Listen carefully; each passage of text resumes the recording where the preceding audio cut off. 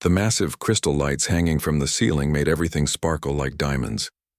Maya wiped her hands on her black apron and took a deep breath. Tonight was different from all the other fancy parties she had worked at the Grand Metropolitan Hotel. The ballroom was packed with the richest and most powerful people in the city. Everyone was dressed in expensive suits and beautiful gowns that probably cost more than Maya made in 6 months. She carefully balanced a silver tray loaded with champagne glasses and walked between the round tables covered in white silk.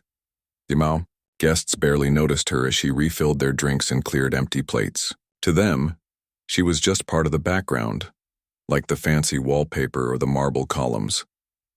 Maya had gotten used to being invisible at these events. She had been working as a server here for 3 years now, ever since she moved to the city.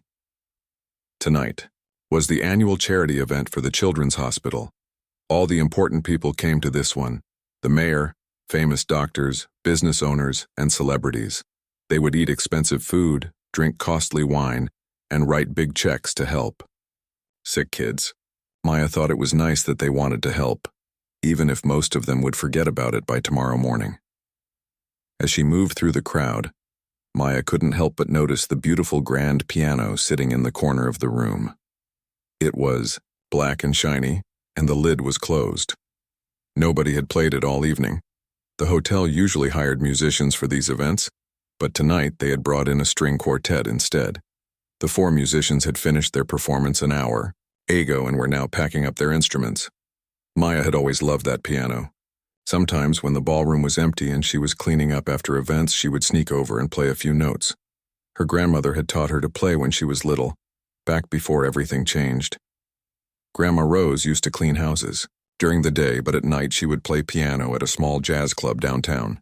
She said music was the only thing that could heal a broken heart. The memory made Maya's chest feel tight.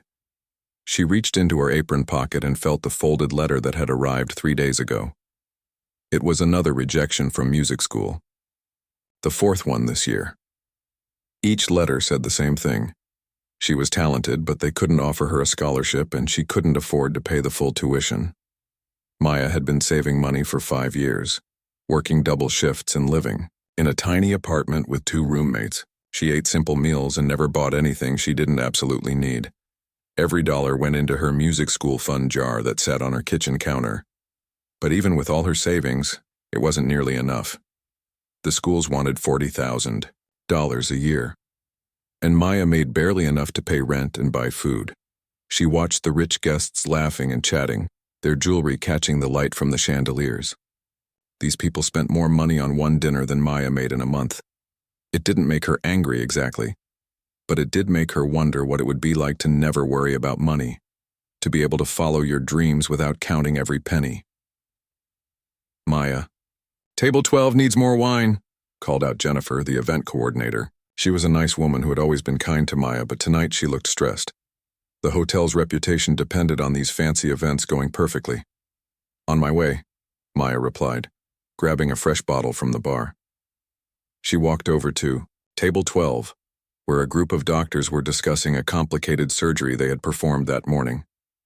As she poured the wine, she heard them talking about how music therapy helped their young patients heal faster.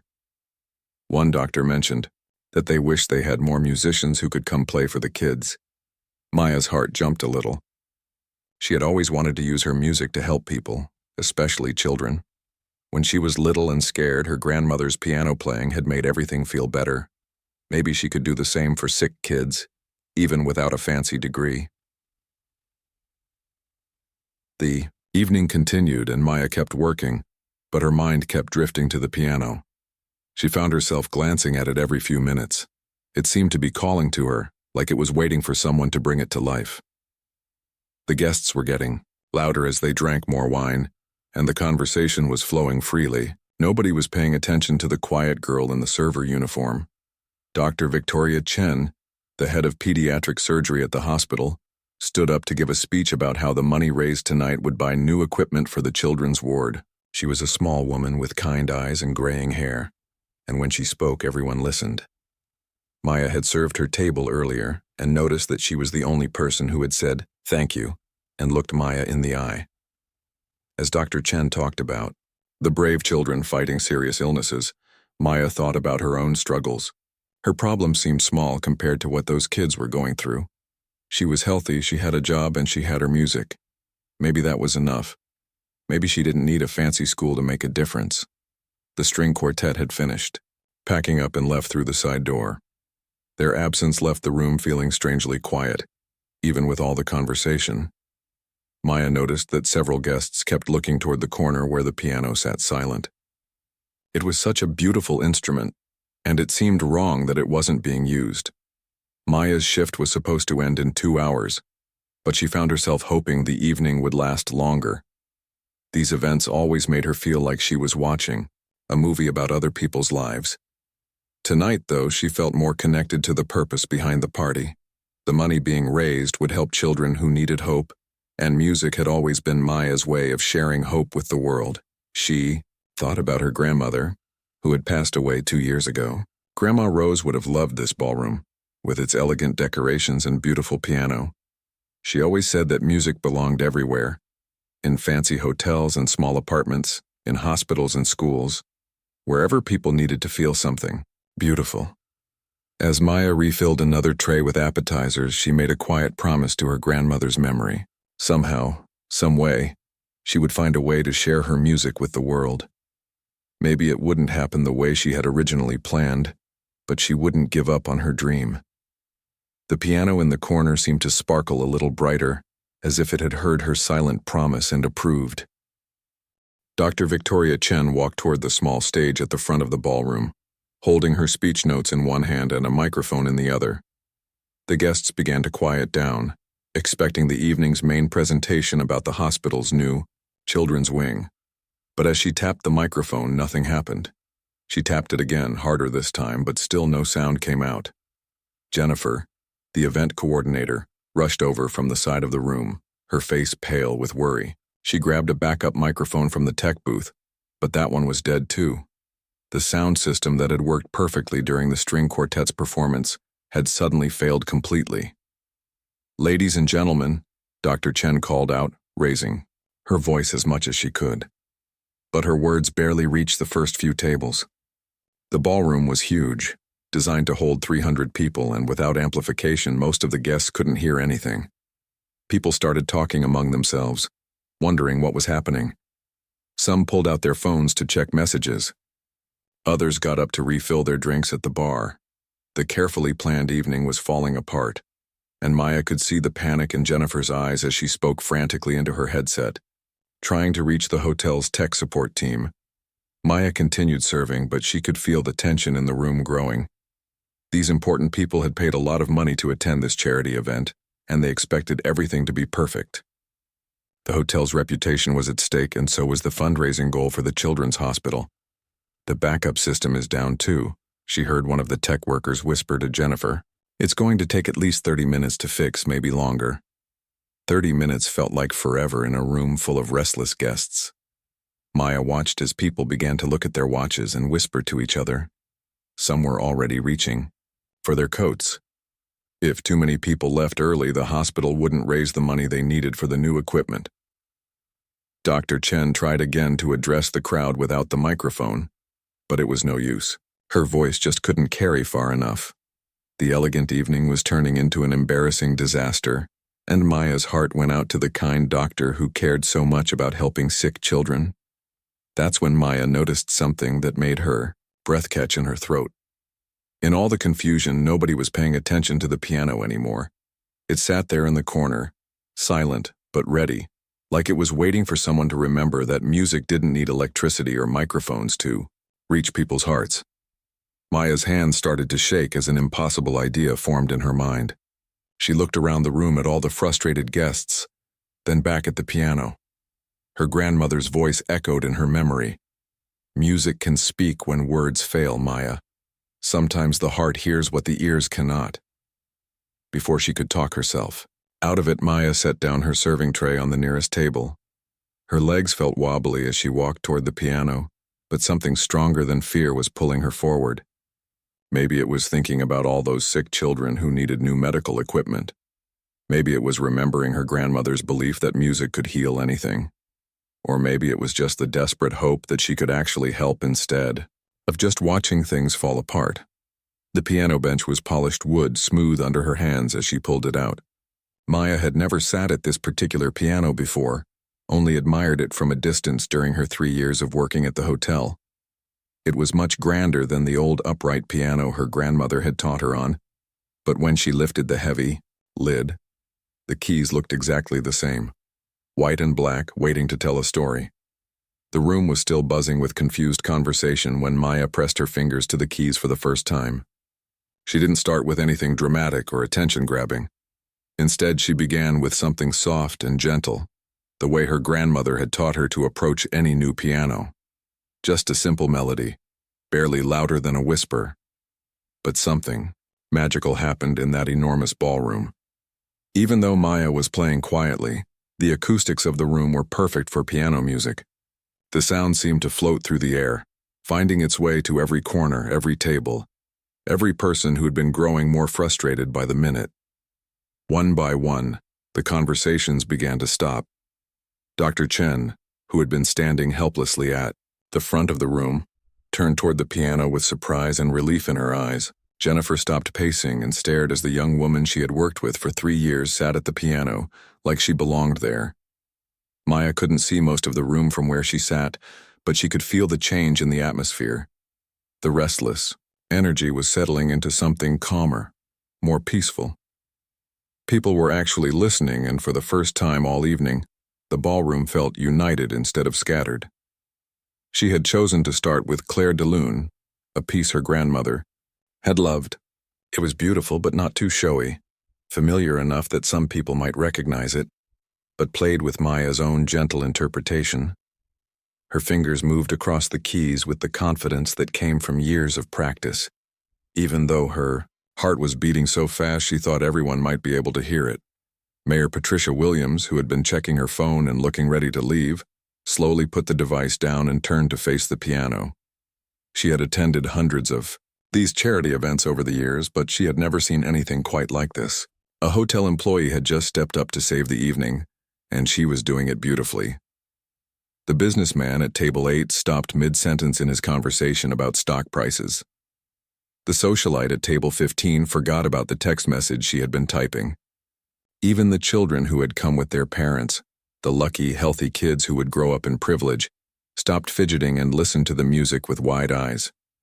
Maya felt like she was in a dream. 300 of the most important people in the city were listening to her play piano. Not because they had to, not because someone had paid them to, but because the music was speaking to something real inside them. For these few minutes, it didn't matter how much money anyone had or what job they did. The music was creating a connection between all of them. As the last notes of Claire de Lune faded away, Maya lifted her hands from the keys and the room fell into complete silence. Not the uncomfortable silence of technical difficulties, but the profound quiet that comes after something beautiful has touched your soul. Maya could hear her own heartbeat and wondered if she should get up and go back to serving drinks or if she dared to play something else. The decision was made for her when Dr. Chen's voice, clear and strong without any microphone, called out from across the room, "Please, don't stop." Dr. Chen's words hung in the air like a gentle command that everyone in the room seemed to agree with. Maya looked up from the piano keys to see 300 faces turned toward her, waiting. The fear that had made her hands shake just moments before was melting away, replaced by something she had never felt before. The pure joy of sharing music with people who truly wanted to hear it. She took a deep breath and let her fingers find their way back to the keys. This time she chose something different. Instead of another classical piece, Maya began to play a song that came straight from her heart. Something she had written herself during the long, difficult nights after her grandmother passed away. Though melodies started simple and sad, like the feeling of missing someone you love. Maya had never played this piece for anyone before. She had written it in her tiny apartment, playing on the old keyboard she had saved up to buy. It was too personal, too raw, too much of her real self to share with strangers. But tonight, in this magical moment, it felt like exactly the right thing to do. As her fingers moved across the keys, Maya began to tell a story without words. The music spoke of loss and loneliness, but also of hope and the way beautiful memories can keep someone alive in your heart. She thought about her grandmother's wrinkled hands guiding her small fingers across the piano keys for the first time.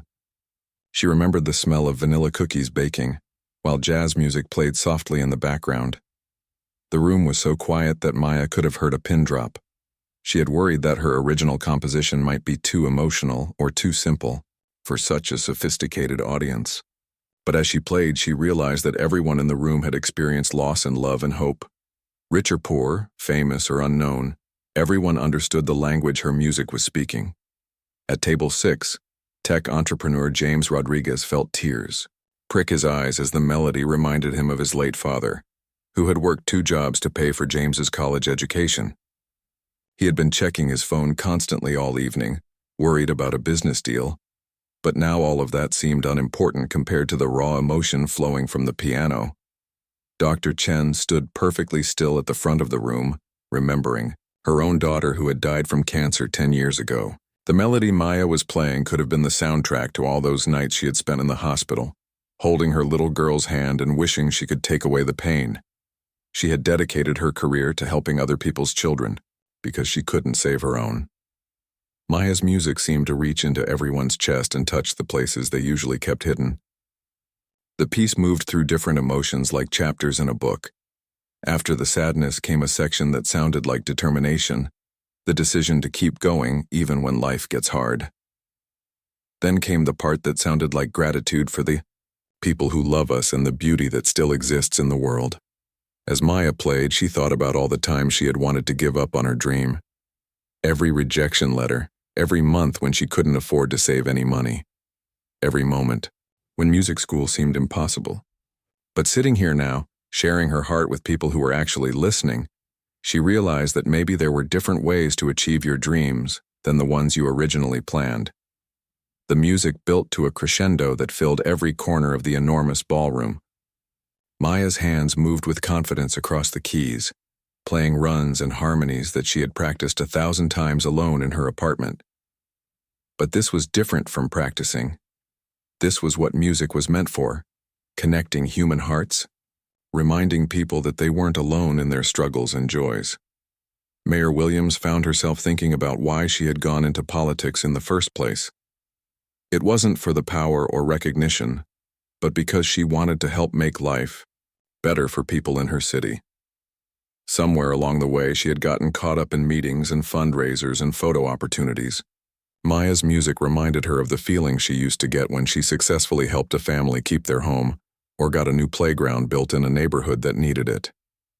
As the emotional climax of the piece began to fade, Maya guided the melody back to something gentler. This part of the song was about acceptance and peace. It was about learning to be grateful for what you have while still working toward what you want. It was about her grandmother's wisdom that happiness comes from sharing your gifts with others, not from getting everything you think you deserve. The businessman who had been talking about stock prices earlier found himself thinking about his teenage daughter, who wanted to be an artist. He had been pushing her toward business school, telling her that art wasn't practical. But listening to Maya's music, he wondered if he was trying to protect her from taking risks or just forcing her to live his life instead of her own. Maya could feel that the audience was with her completely now. She had never experienced anything like this connection before. When she played alone in her apartment, the music was just for her. When she occasionally played for friends, it was nice but casual. This was something entirely different. Hundreds of people united in a shared emotional experience, all because of something she had created. As the piece drew toward its conclusion, Maya played the melody one last time, but softer now, like a lullaby or a prayer. She thought about all the children in the hospital who would benefit from the money being raised tonight. She hoped that somehow her music was helping to make that happen. Maybe those kids would never know that a waitress played piano at a fancy hotel to help buy their medical equipment, but Maya would always know that she had been part of something bigger than herself. The final notes seemed to hang in the air forever before fading into silence. Maya sat still for a moment, her hands resting on the keys, hardly believing what had just happened. She had shared her most personal piece of music with a room full of strangers, and they had listened with their whole hearts. When she finally looked up, she saw something that took her breath away. Dr. Chen was crying, and she wasn't trying to hide it. Other people in the room had tears in their eyes too. But they weren't tears of sadness. They were the kind of tears that come when something beautiful touches the deepest part of who you are. The silence stretched on, sacred and profound, until finally, someone began to clap. The applause started slowly, just one person clapping, then another. Then suddenly, the entire ballroom erupted in thunderous applause that seemed to shake the crystal chandeliers overhead. Maya had never heard anything like it. The sound washed over her like a warm wave, and she felt dizzy with disbelief. People weren't just clapping politely the way they had for the string quartet earlier. They were standing up, one by one, until the entire room was on their feet, giving her a standing ovation. Some people were still wiping tears from their eyes as they applauded. Others were smiling so widely that their faces seemed to glow. Maya stood up from the piano bench on shaky legs, feeling overwhelmed by the response. She had hoped her music might help calm the crowd until the sound system was fixed, but she had never expected anything like this. The applause went on, and Maya didn't know what to do with herself. Should she bow? Should she sit back down? Should she run away and hide in the kitchen? Dr. Chen began walking toward the piano, and the crowd gradually quieted down to hear what she had to say. Maya's heart was pounding so hard she was sure everyone could hear it. The doctor's face was kind but serious as she approached, and Maya worried that she might be in trouble for abandoning her serving duties. "What's your name, dear?" Dr. Chen asked gently, her voice carrying clearly across the now silent room. "Maya," she whispered, her voice barely audible. "Maya," Dr. Chen repeated, turning slightly so she could address both Maya and the audience. "Ladies and gentlemen, I think we've just witnessed something extraordinary." The crowd murmured in agreement, and Maya felt her cheeks burning with embarrassment and pride all mixed together. She had never been the center of attention like this before, and she didn't know how to handle it. "I've been to thousands of charity events over the years," Dr. Chen continued, her voice growing stronger. "I've heard professional musicians, famous singers, and world-class orchestras. But I have never, ever heard anything that moved me quite like what we just experienced." More murmurs of agreement rippled through the crowd. Maya noticed that people were still staring at her, but not in the dismissive way they had when she was just their waitress. They were looking at her like she was someone important, someone worth paying attention to. "Maya, how long have you been playing piano?" Dr. Chen asked. "Since I was 6, Maya managed to say, though her voice was still shaky. "My grandmother taught me. And that beautiful piece you just played for us, did you write that yourself?" Maya nodded, not trusting herself to speak. She had never told anyone that she composed her own music. It had always seemed too personal, too presumptuous to call herself a composer when she was just a waitress with a dream. Dr. Chen smiled, and Maya could see genuine warmth and respect in her eyes. "Maya, I want you to know that your music just raised more money for our children's hospital than any speech I could have given tonight." The crowd laughed and applauded again, but it was a warmer sound now, full of appreciation rather than just politeness. Maya looked around the room and saw faces that had been distant and uninterested earlier now, looking at her with curiosity and admiration. James Rodriguez, the tech entrepreneur, stood up from his table. "Excuse me," he called out. "Maya, have you ever recorded any of your music? That was absolutely incredible." Before Maya could answer, Mayor Williams spoke up from her table. "Young lady, I organize cultural events for the city all the time. Would you be interested in performing at some of our community concerts?" Suddenly, everyone was talking at once. People were calling out questions and compliments and offers. Maya felt overwhelmed by all the attention, but in the best possible way. These weren't empty compliments from people trying to be polite. These were genuine offers from people who had been truly moved by her music. Dr. Chen held up her hand for quiet. "I think Maya might be a little overwhelmed right now," she said with a gentle smile. "But I have a question that I hope you'll consider seriously." Maya nodded, hanging on every word. "Our hospital has a music therapy program for the children who are patients there. We've seen how much music helps kids heal, It reduces their anxiety, helps with pain management, and gives them hope during very difficult times. Maya, would you consider coming to play for our young patients? I think your music could make a real difference in their lives. Maya felt tears spring to her eyes. This was exactly what she had always wanted, to use her music to help people, especially children who were going through hard times. Yes, she said, her voice stronger now. Yes, I would love that more than anything. The applause started again, but this time Maya didn't feel scared or overwhelmed. She felt like she was exactly where she was supposed to be, doing exactly what she was meant to do. Jennifer, the event coordinator, had been watching everything with amazement. She approached Maya with a huge smile on her face. Maya, I had no idea you could play like that. In 3 years of working together, you never mentioned that you were a musician. I didn't think anyone would care, Maya admitted. I'm just a waitress who plays piano as a hobby. You're not just anything, Dr. Chen said firmly. You're a gifted musician who just proved that talent and heart matter more than expensive training or fancy degrees. What you did tonight was pure magic. Woman from one of the far tables approached the group. She introduced herself as Lisa Park, a music teacher at the city's performing arts high school. Maya, I hope you don't mind me asking, but have you ever thought about teaching? We're always looking for people who can connect with students the way you just connected with all of us. Maya's head was spinning with all the possibilities that were suddenly opening up before her. A few hours ago, she had been serving drinks and feeling like her dreams were slipping away. Now she had offers to perform, to work with sick children, and to teach music to young people.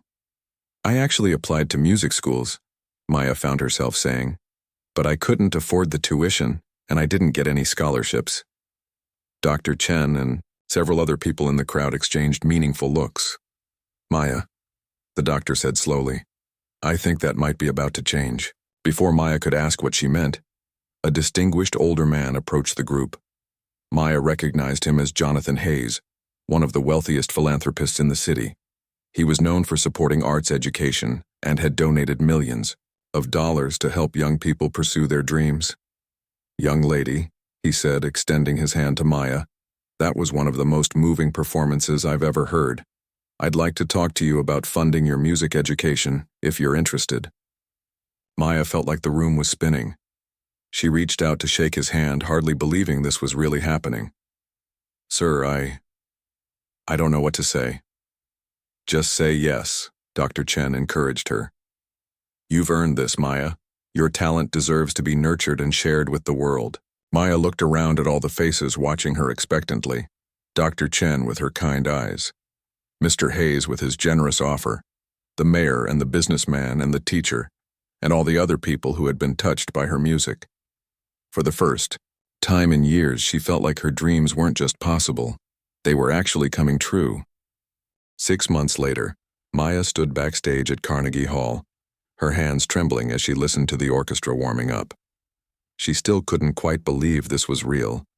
The girl who used to serve drinks at fancy parties was about to perform her own compositions at one of the most famous concert halls in the world. The journey from that magical night at the Grand Metropolitan Hotel to this moment had been like living in a dream. Mr. Hayes had kept his promise about funding her education, but it turned out to be even better than music school. Instead of sitting in classrooms for 4 years, Maya had been connected with private teachers, recording studios, and performance opportunities that had taught her more in 6 months than she could have learned in years of traditional study. Dr. Chen had also kept her word. Maya now spent 3 mornings a week at the Children's Hospital, playing piano for young patients and their families. Those sessions had become the most meaningful part of her new life. She had watched music help scared kids relax before surgery, seen it bring smiles to the faces of children fighting serious illnesses, and witnessed parents find moments of peace during the most difficult times of their lives. The children had taught Maya as much as she had taught them. 7-year-old Tyler, who was battling leukemia, had asked her to write a song about being brave. 12-year-old Anna, who was waiting for a heart transplant, had requested music that sounded like hope. Each child's story had inspired new compositions, and Maya's music had grown deeper and more powerful with every patient she met. Tonight's concert was a fundraiser for the hospital's music therapy program, which had expanded dramatically since Maya started working there. The program now employed 4 full-time music therapists and had helped hundreds of children and their families. Maya's story had inspired other musicians to volunteer their time, and the hospital had become a model for other medical centers around the country. 5 minutes, Miss Maya, called the stage manager, poking his head into her dressing room. Maya took a deep breath and looked at herself in the mirror. She was wearing a simple but elegant black dress that Dr. Chen had helped her pick out. Her hair was styled in a way that made her look professional, but still like herself. Most importantly, around her neck she wore her grandmother's small silver locket, the one that had been with her through all those years of dreaming and hoping. "I wish you could see this, Grandma," Maya whispered to the locket. "I wish you could. Oh, that your little girl made it." A soft knock on the door interrupted her thoughts. "Come in," she called. Dr. Chen peeked her head around the door, smiling warmly. Over the past 6 months, she had become much more than just Maya's first supporter. She had become a mentor and friend. "How are you feeling?" "Nervous," Maya admitted. "But good nervous, if that makes sense." "It makes perfect sense," Dr. Chen said, stepping into the room. "Maya, I want you to know how proud I am of you. Not just for tonight, but for everything you've accomplished. You've changed so many lives, including mine." Maya felt tears prick her eyes, but she blinked them back. She couldn't afford to ruin her makeup right before the performance. "Dr. Chen, you changed my life first. If you hadn't encouraged me that night, you would have found another way," Dr. Chen said firmly. "Talent like yours doesn't stay hidden forever. I was just lucky to be there when it emerged." Another knock on the door announced the arrival of several young patients from the hospital. Maya had invited them to attend the concert as her special guests, and seeing their excited faces reminded her why she was doing all of this. "Miss Maya," called out Tyler, who was now in remission and looking healthy and strong. "We're so excited to hear you play. Are you going to play our song?" asked Anna, who had successfully received her heart transplant and was now a vibrant, energetic 12-year-old. "Of course I am," Maya said, kneeling down to hug both children. "I wrote it for you, so it belongs to you as much as it belongs to me." The stage manager appeared again. "It's time, Miss Maya." Maya hugged the children one more time, squeezed Dr. Chen's hand, and walked toward the stage. As she stepped into the bright lights, she saw the packed concert hall, 2,000 people who had come to hear her music and support the hospital's programs. The audience included many familiar faces from that first night. Mayor Williams was there with her family. James Rodriguez had brought his teenage daughter, who was now pursuing art with her father's full support. Jennifer from the hotel was there with her husband, beaming with pride for her former colleague.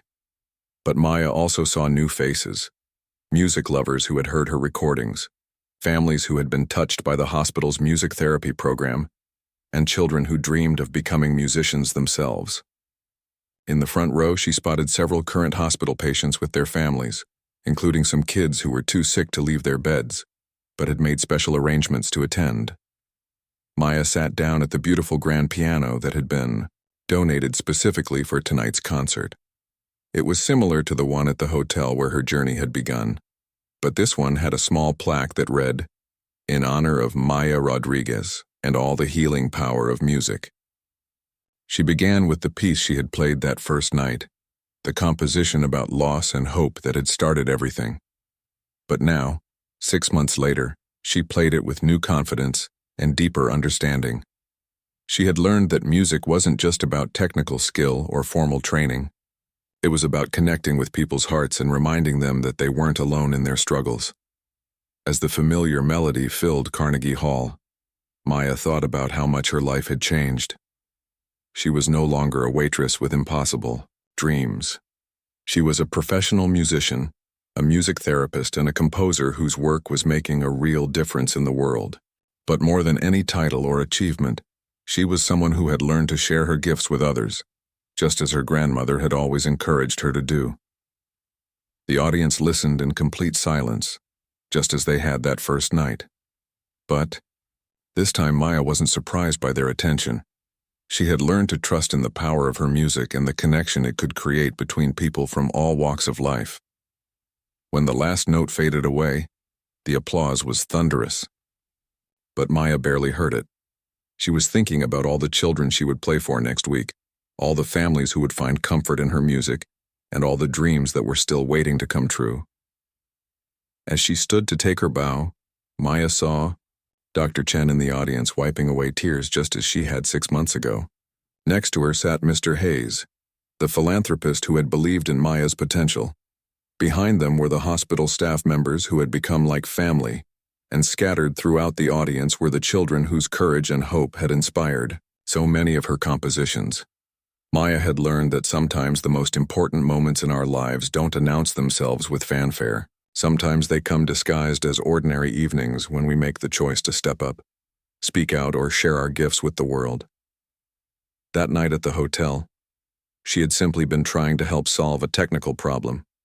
She had never imagined that one moment of courage would transform not just her own life, but the lives of so many others.